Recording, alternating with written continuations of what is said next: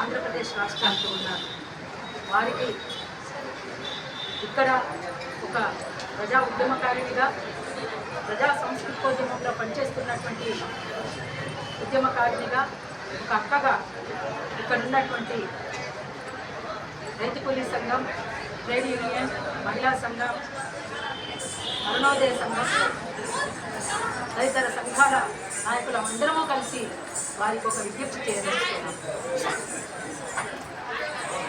ఈ తీర ప్రాంతానికి ఇక్కడ మత్స్యకారులందరూ కూడా వాళ్ళ జీవనోపాధి మొత్తంగా చేపలు, రొయ్యలు, అంతేకాకుండా పీతలు, వీటి మీద వాళ్ళ జీవనోపాధి కొనసాగుతున్నటువంటి పరిస్థితి ఉంది. వీటిని కాపాడుకోవాలి అని అంటే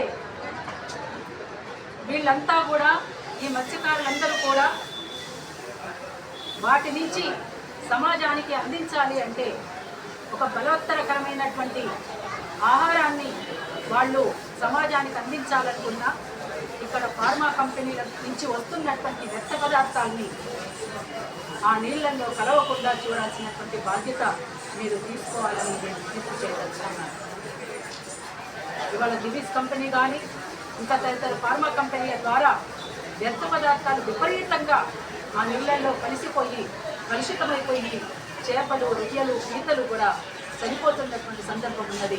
అంతేకాకుండా అవి ఒకవేళ బతికి ఉన్నటువంటి చేపల్ని తిన్నా కూడా ఆ నీళ్లు తాగినటువంటి ఆ చేపలతోటి రోగాల బారిన పడేటువంటి అవకాశం కూడా ఉంటుందన్నటువంటిది వారికి విజ్ఞప్తి చేయదలుచుకున్నాం.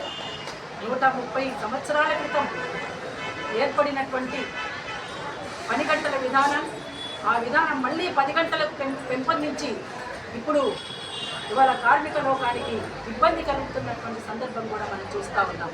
అంతేకాదు, గత ప్రభుత్వంలో మద్యం దోపిడీతోటి కుటుంబాలే కూడా విచ్ఛిన్నమైపోయి మహిళలకు భద్రత లేనటువంటి సందర్భం మనం చూసాం. అట్లాంటి పరిస్థితులను ఎదుర్కొన్నాం. మహిళలపైన అత్యాచారాలు, గృహహింస పెరిగినటువంటి సందర్భాలు మనం చూసాం.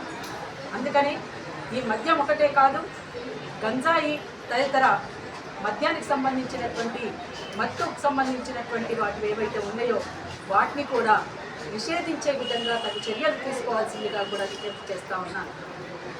అందుకని ఇవాళ ఉన్నటువంటి కార్మికులకు సంబంధించినటువంటి తదితర అంశాలు ఏవేవైతే ఉన్నాయో, ఇవాళ ఇక్కడ పెట్టినటువంటి డిమాండ్స్ ఏవేవైతే ఉన్నాయో, సమాన పని, సమాన వేతనం కానీ, ఇవాళ కార్మిక చట్టాలు ఏవైతే ఉన్నాయో అవి అన్నీ కూడా అమలు కాకుండా ఉన్నటువంటి